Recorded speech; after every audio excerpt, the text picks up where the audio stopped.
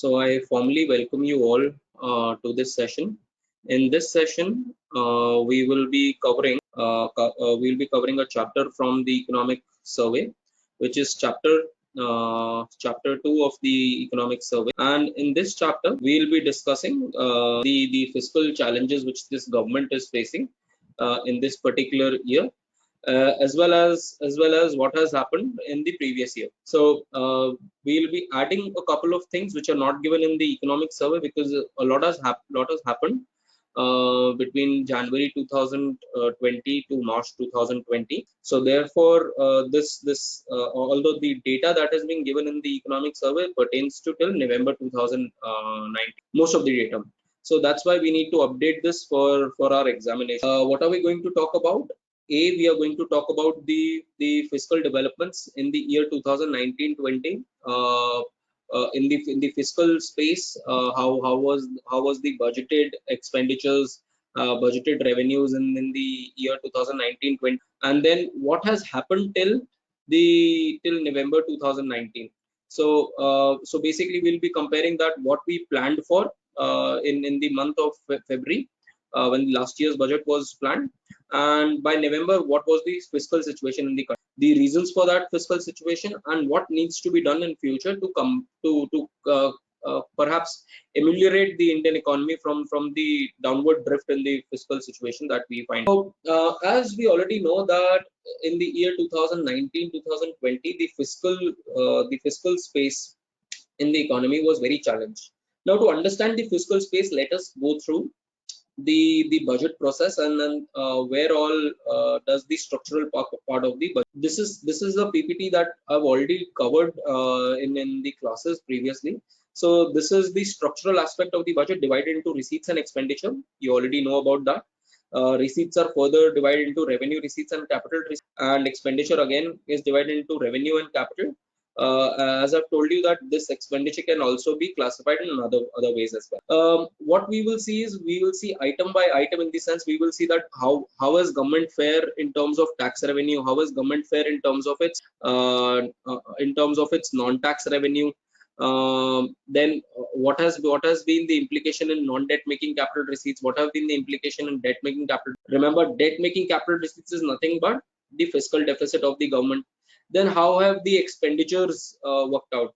As if you remember that there are certain kinds of expenditure which are committed expenditures, that which the government actually cannot reduce. So we will see that there are the certain kinds of expenditures, like so to say, like your interest payments or your salaries and pensions. So these are expenditures which the government cannot actually reduce, whereas the only expenditure that government can actually reduce is that of subsidies. So can we rationalize the subsidies, given that in this fiscal year we learn that our revenues are going down? So essentially what we will see is that in the year 2019-20, the tax revenues were not that great. The non-tax revenues was perhaps quite huge, because of the fact that we will see that there was a lot of dividend received from RBI. So we will talk about this, that how non-tax revenue receipts made up for the shortfall in the tax receipts. At the same point of time, our disinvestment proceeds in the non-debt making capital receipts, we had budgeted a huge amount last year. Around 1 lakh crore rupees was budgeted, but only around 20 lakh crore rupees was realized by the time estimates came out. And it is because of the fact that our receipts were low while the expenditures were quite high. It's because of that our fiscal deficit, which we initially planned to be somewhere around 3.3% of the GDP, this is what we budgeted in the year, in the budget estimates 2019-20. But if we see the revised estimates of 19-20, we will find it to be as 3.8. So while going through this entire article, entire reading from the economic survey, you also need to have a look at the budget document, budget 2020-21 document. We'll have a look at that. Let's continue with our discussion. So 2019-20 has indeed been a challenging year for the economy, as we have seen that there has been a considerable deceleration in terms of growth. The growth in the year 2019-2020 is estimated to be somewhere around 5%. In fact, this will go even below because of the fact that in the fourth quarter you had the major implications of COVID-19, and these implications will have an implication, will have a further implication because of the lockdown in the next coming two. In fact, a lot of economist teams have suggested that the economy might contract in the first quarter of 2011 to 2020-2011. And we will see that the expenditure, while the income resources have not increased, the expenditures have increased between April and November, and that is where our fiscal calculations, the fiscal deficit has increased in the economy. So as I told you that in the budget we had a fiscal deficit target of 3.3%. Let me show you another figure to highlight this. This is this year's 2021's budget.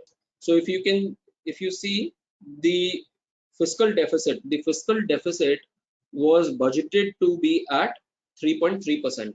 But if you see the revised estimate is 3.8%. It's because of the fact that the revenues of the government were reducing. First, because of the slowdown, also because of the fact, we'll understand in this chapter that the government also reduced the corporate taxes this year. So because of that, also the revenues will also decrease, and the fact that the GST collection was also subdued in this year.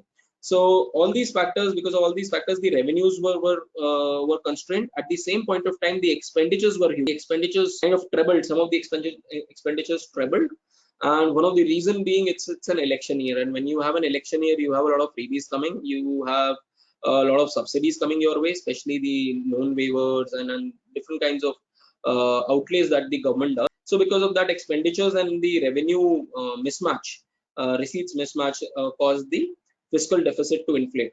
And we have budgeted at 3.5% for this year, and I'm very sure that this 3.5% will be indeed be breached.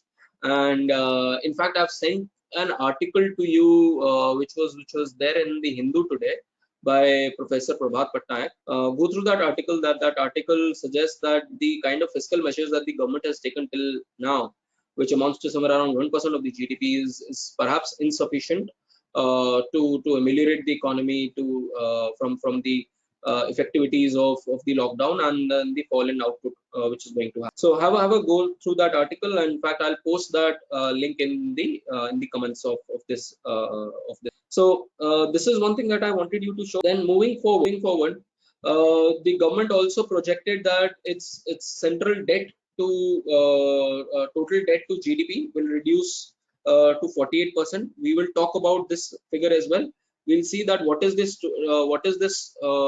percentage and how is this calculated. We'll see how is this calculated as well. So this is the 48% that I'm talking about. This is central. Remember in the previous session I told you that the finance commissions have said that the total debt to GDP ratio of the country should come to 60%. And of that, 40% should be from the center and 20% of the states. We'll see in this reading that none of these are on progress.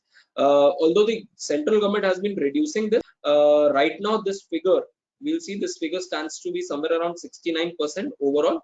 Whereas for states this is around 25%. For the center it's somewhere around 45%. So we'll see that what has happened in the last few years and how this expenditure can this debt to GDP ratio can come. Now moving forward, this is the projection. This is the projection that we were talking about. That the government has said that the budgeted figure was supposed to be 2000 for 1920 should be 3.3%, and then for 2021 and 2021-22 should be 3%.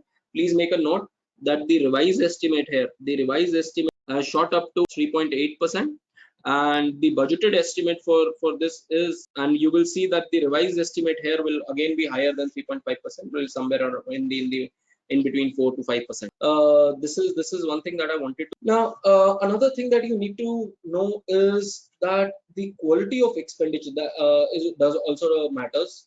Now there is a ratio of revenue deficit to fiscal deficit, which essentially shows that how much of money are you raising just to finance the deficit between your revenue expenditures and revenue income. So basically, this is the borrowing that you're doing for your current expenditure, which is not in the sense very productive. So if we see this, the revenue deficit to fiscal deficit, this ratio is somewhere around 0.7. And if you find out for this particular year, this ratio will again increase because the revenue deficits have increased for the government. So this kind of talks about the quality of fiscal deficit. Revenue deficit to fiscal deficit ratio talks about the quality. If this actually goes down, that means fiscal deficit is being incurred. Borrowing is, so fiscal deficit is nothing but the borrowing. This borrowing can be for revenue purpose. This borrowing can be for capital expenditure. So if it's for capital expenditure, that would lead to investment in the country, and investment will lead to GDP growth rate, given the concept of ICOR, incremental capital output ratio. Whereas if you're only financing revenue expenditure, the kind of multiplier effect that this expenditure will have will be much less than as compared to capital expenditure. So thereby fiscal deficit to revenue deficit is an important metric to see that how the government is doing. Now let's see that how have been the trends in terms of receipt for the government. If we see the receipts, now there are a lot of figures given. Let's come to the budget estimates first and see that what was the plan of the government of the day when the budget was announced. So we will first see budget estimates 2019-2000.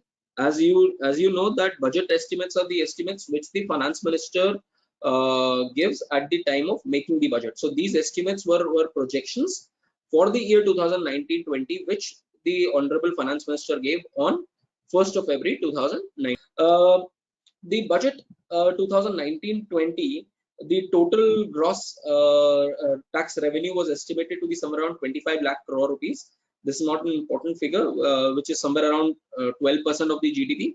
But what is important is that more than 50% of this revenue was supposed to come from corporate tax and personal taxes, which is direct taxes. So as we have discussed in the previous classes as well, that we should increase the percentage of direct taxes and decrease the percentage of indirect taxes from our system, because direct taxes are progressive taxes, whereas indirect taxes are regressive tax. So higher the income, higher will be the direct tax. However, an indirect tax will be the same for everyone. So myself buying a cola, the tax paid will be the same as being bought by anyone from Mukesh Ambani to a downtrodden person.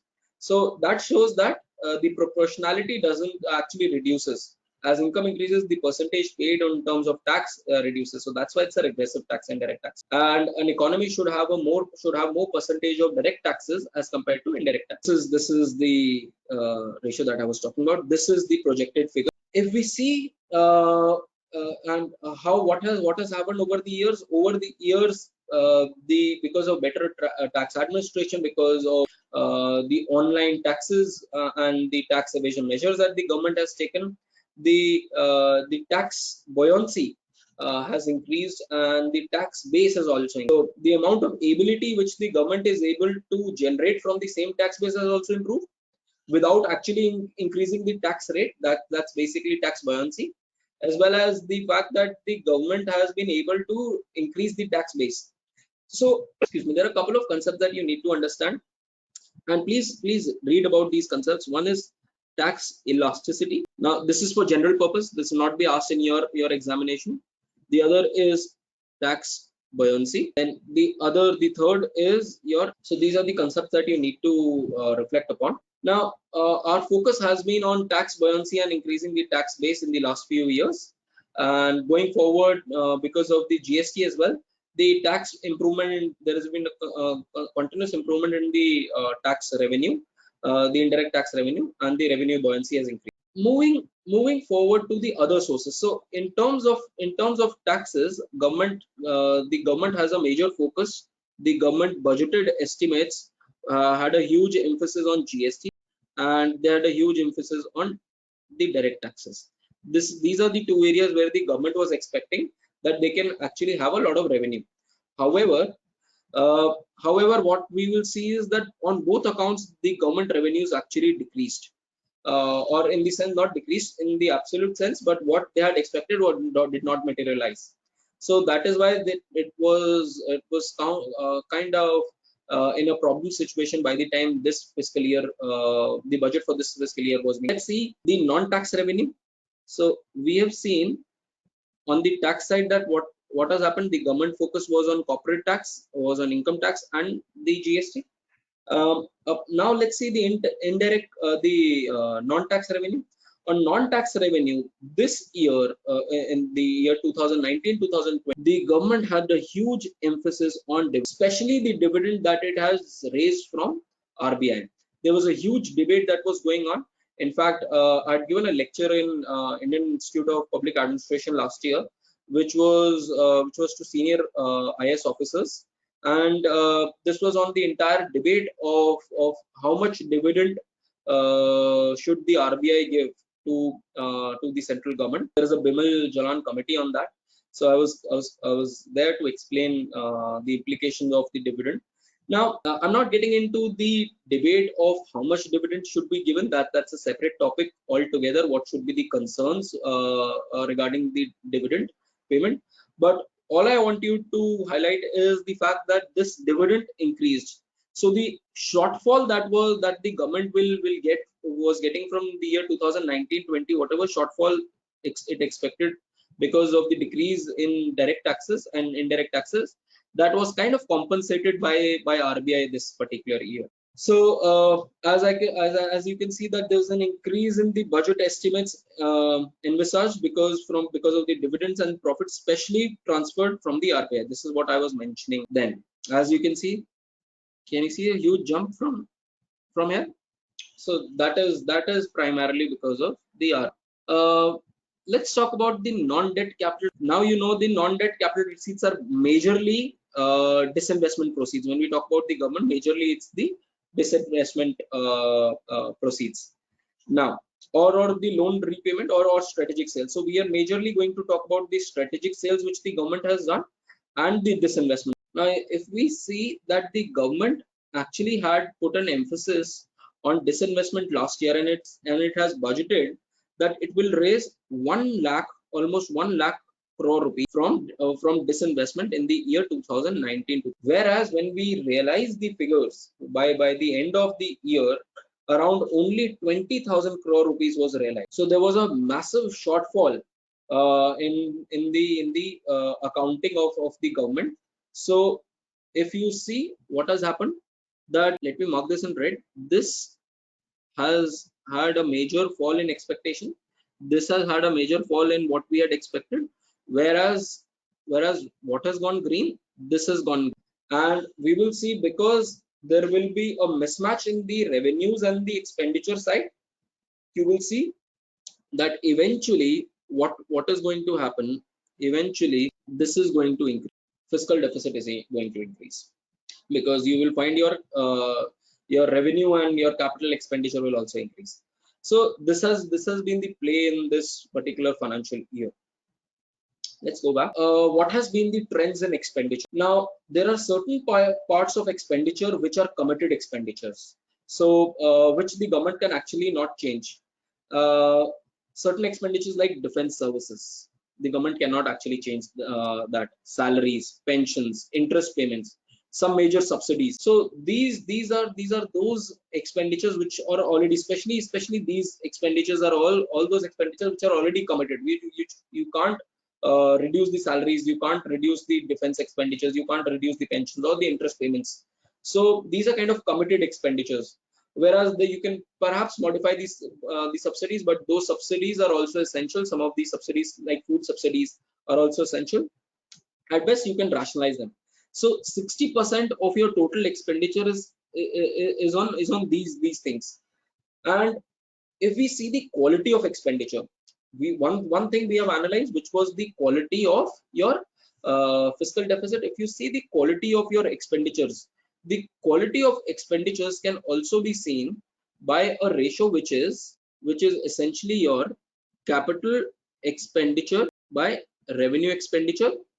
This ratio can perhaps tell you that how much government is spending on capital expenditure versus revenue. For our government, this ratio is somewhere around 12 is to 88.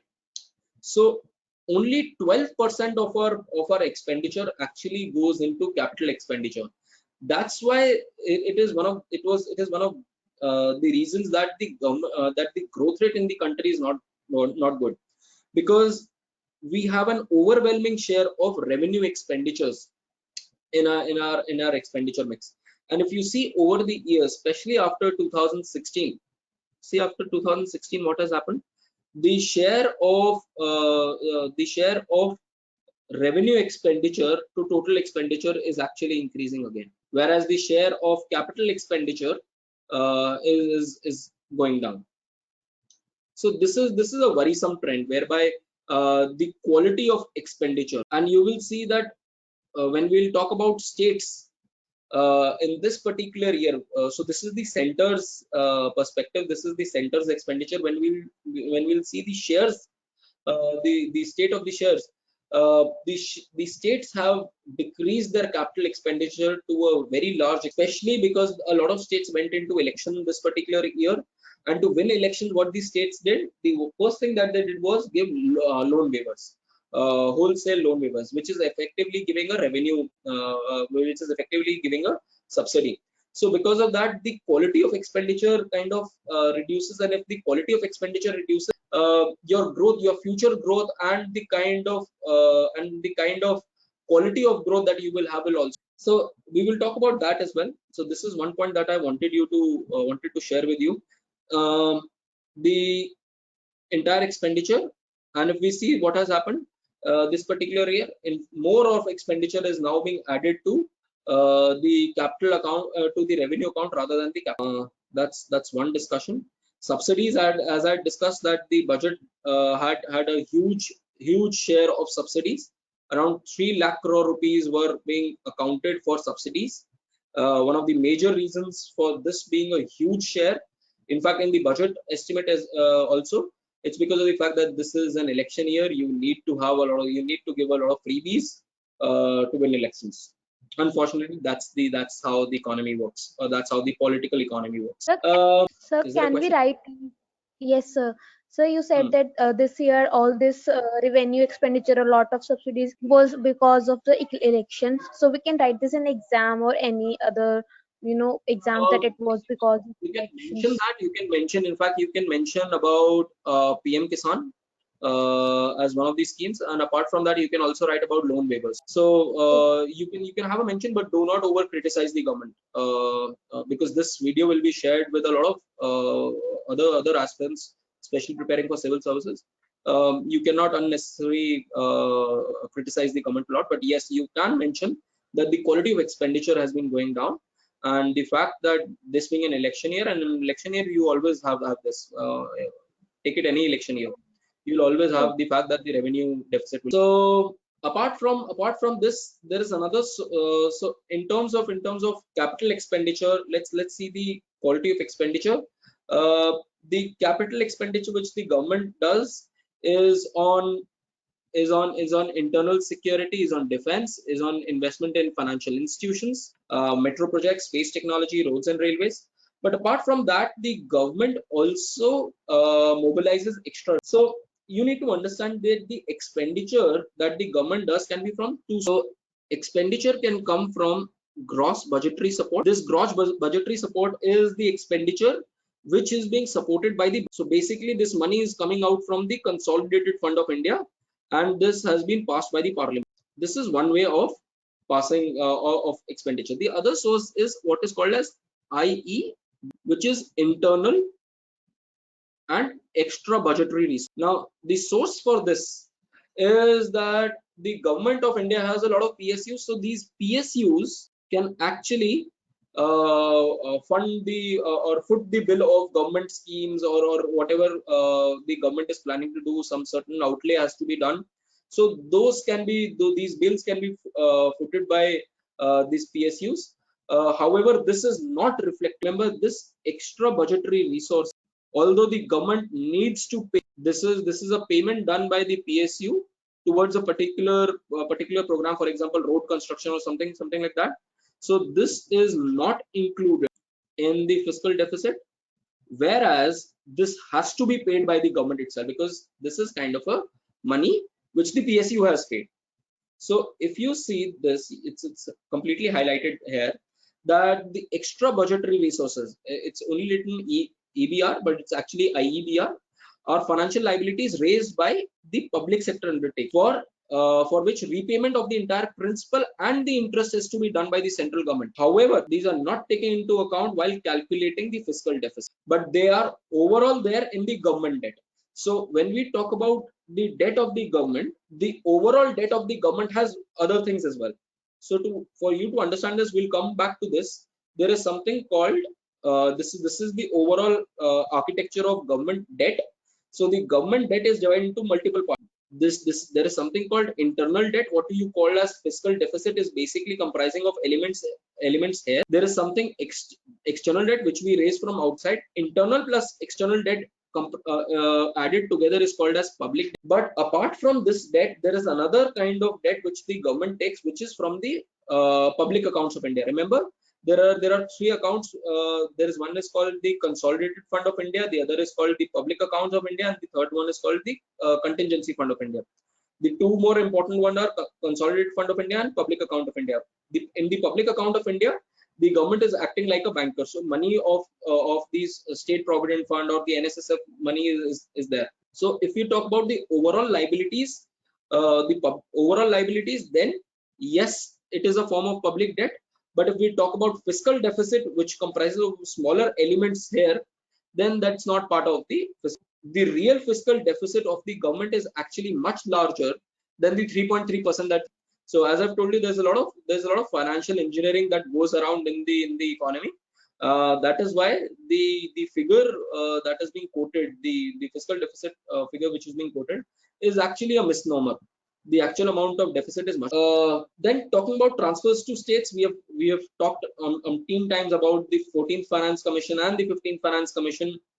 The 14th Finance Commission has given a huge share in terms of tax revenues to the states. So that from 32% to 42%, and we have also talked about the 15th Finance Commission, which has reduced it to 51 to 41%. So that entire discussion we already have discussed, and the transfers to states comprise of three things. One is the central shares, the share of states in the central taxes devolved to the states, which is by the Finance Commission. So the first way is the Finance Commission. The second way is the Finance Commission grants. The Finance Commission grants under Article 275, grants in aid. These are also grants mentioned by the Finance Commission. And the third major way is the centrally sponsored schemes. These are the three major ways in which the money comes from center to state. So we have talked about that, and over the years, if we see that the share of states, the devolution to states has been increasing because of the finance. This is perhaps seen here, that from 2.7% devolution to states, it has increased to somewhere around 4% of the GDP. The discussion till now that we have had was primarily related to the budget estimates, that what the government expected last year. Now let us talk about that till November, what has happened. In fact, we'll not talk about till November, we'll talk about till date, because we need to update the information. Now we know that there was a sluggish growth in the previous financial year. The reasons for sluggish growth was, first, there was something called trade war between US and China. Then you had I'm talking about external factors first. Then by the end of the year, you had geopolitical crisis. The geopolitical crisis was a standoff between US and Iran. And apart from that, internally, if we see that the consumption, first time we see that the consumption in India is going down. The consumption engine is going down. In the Indian economy, the overwhelming share of the macroeconomic engine is driven by the consumption sector. So if you know, if you already know that the entire economy, the four sector economy, comprises of the consumption, the investment, the government, and the external sector. So our economic model is more or less based on the engine of consumption. So we see that the consumption expenditure over the year has decreased. And if we see, we have had the banking crisis, which initially was only in the public sector banks. Now it had also reached the NBFC initially. So the non-banking financial institutions were in a state of crisis. And later on, we have seen the private sector banks also in crisis. So because of that, the overall lending has also reduced. So thereby, if the overall banking as well as non-banking sector is being affected, the investment is also taking ahead. External sector is taking ahead because of external reasons. So if you see, and the government is already very stretched because of the FRBM norms. So if you see, the entire engine started slowing down because of both internal and external reasons. Now, because of this, you see a sluggish growth, and the realization was that only 5% growth rate was there for the entire year when we talk about 2019-2020. And if we talk about the fiscal deficit, the fiscal deficit that we had budgeted was 3.3% for the entire year. That 3.3% was actually breached. The amount of expenditure that we were supposed to do in an entire year, the amount of borrowing that we were supposed to do in an entire year, we had done that in the first by the end of November. We had already breached that. We have gone 15% more than what we had budgeted. And one of the saviors was the fact that you had a huge inflow of dividends and profits, especially the RBI dividend. So as I told you that the government got a huge boost from the RBI in terms of the dividend received, thereby saving it from the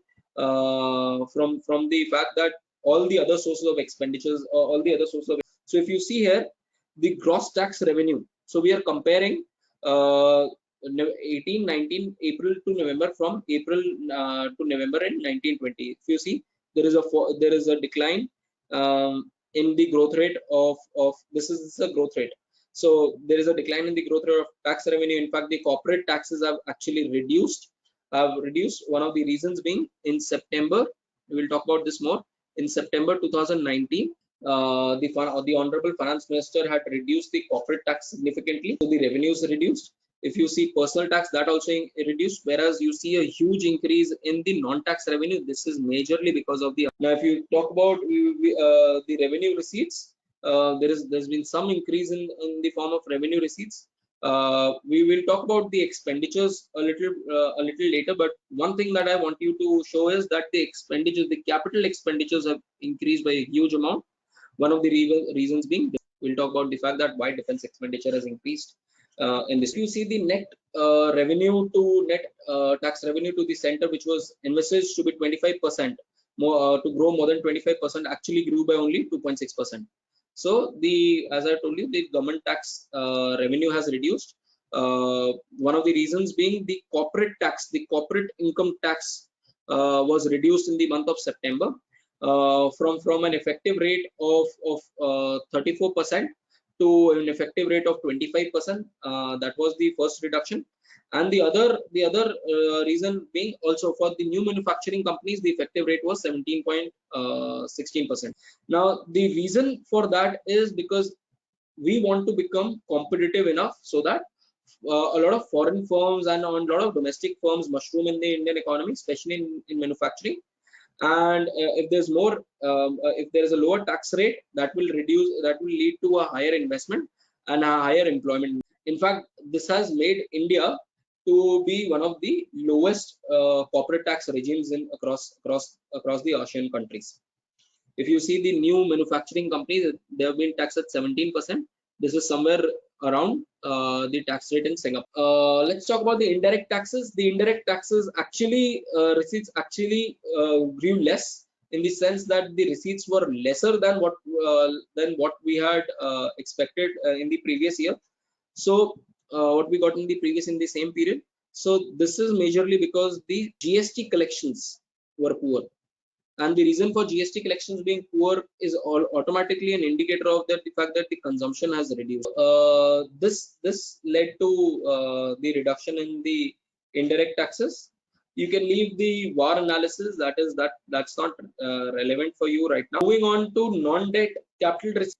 Non-debt capital receipts, we already know that a major portion of that is disinvestment and recovery of loans. Now, disinvestments, remember I told you that government had budgeted 1 lakh crore rupees. Of that, only 20,000 crore rupees so that's because of the fact that the climate for disinvestment was not correct. So for disinvestment, the stock market should be in a right phase. The pricing should be done appropriately. So all of that did not materialize, and because of that, we could not launch the kind of big ticket disinvestment that we wanted to do. In fact, that is the reason that in the year 2020-21, we had budgeted around 2 lakh crore rupees for the disinvestment. But given the situation that we are in, I don't think we will have any kind of disinvestment meeting this year because of the kind of the implications of COVID-19 and the way that the stock market has a risk. And what are the ways of raising disinvestment process? You have the IPOs, you have of sale, you have exchange traded fund. There are different instruments through which the government can actually sell different portions of their companies to the public or strategic sale. So have a look at this major initiatives by DPAM. This is an interesting discussion. Now, apart from this, let's see what has happened on the expenditure side.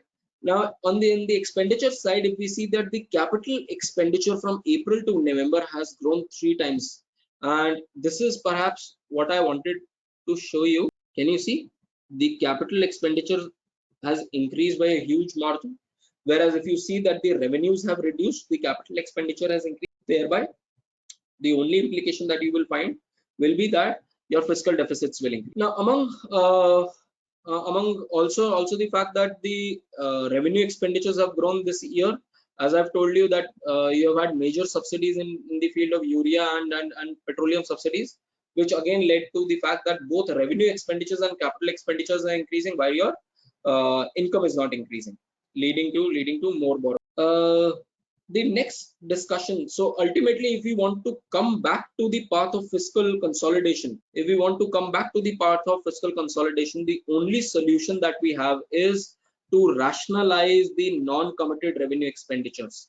And what are the non-committed revenue expenditures that we have? It's the subsidies. So we need to reduce the fertilizer subsidies, better target food subsidies, and reduce the fuel subsidies. These are the 3 F's that we have talked about.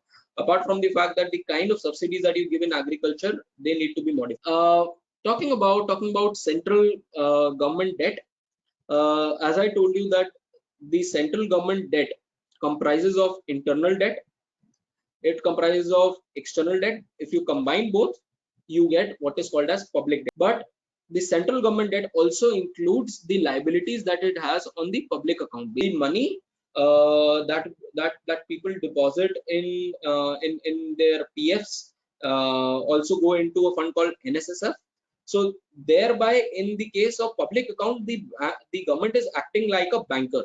So this is like a bank where the people are depositing money, and the government is supposed to pay an interest and then pay the principal at the final end as well. So here the government is acting like a banker. This money is not under the parliament. So if you want to spend the money under public account, you don't need the parliament's permission. Only the executive can do it by itself.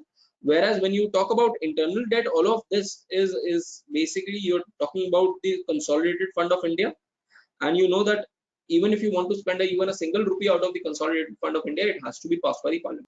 If you combine both of them, the public debt plus the liabilities that you have in the public account, both of them combined together is called as the overall debt of the central. So the total liabilities include the consolidated fund of India liabilities that we have already talked about, which is the public debt, as well as liabilities in the public account. Remember, this is what I told you, that public debt plus public account liabilities is the total liabilities of the government.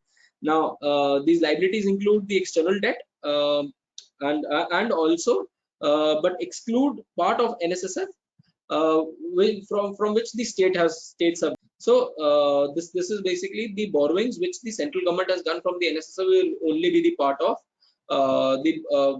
the central government debt, not excluding. Basically, the state government can also borrow from the public debt. This is how this is divided: internal debt and external debt plus public account borrowings.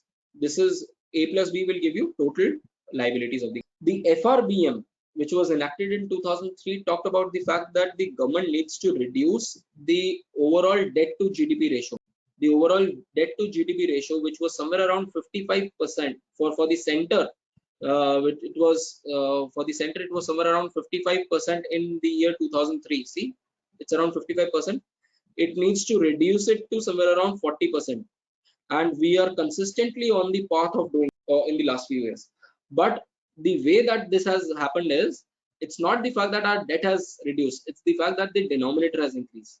Because the denominator has increased, the overall debt to GDP ratio has come still somewhere around, it's somewhere around 46% right now, 46-47%. It's still there.